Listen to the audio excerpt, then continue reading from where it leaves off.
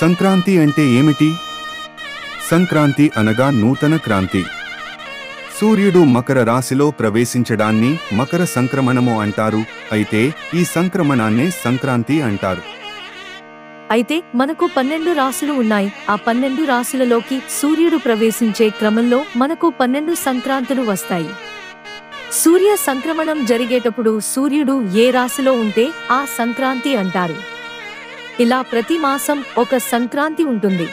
సౌరమాన క్యాలెండర్లో ప్రతి నెల ఒక సంక్రాంతితో ప్రారంభమవుతుంది. నవ్యాంధ్రప్రదేశ్, తమిళనాడు రాష్ట్రాలలో ప్రముఖంగా జరుపుకుంటారు.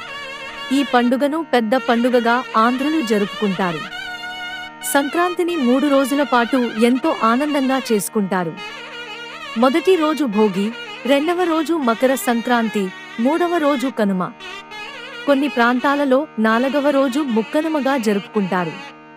ఈ 3 రోజులలో మొదటి రోజు భోగి మంటలతో, రెండవ రోజు పొంగలి, పిండి వంటలతో, పితృదేవతల, దేవుళ్ల పూజలతో, మూడవ రోజు గో పూజలతో, అలాగే భోజన ప్రియులు మంచి కూరలతో 3 రోజుల పండుగ ఎంతో ఆనందంగా కొనసాగుతుంది.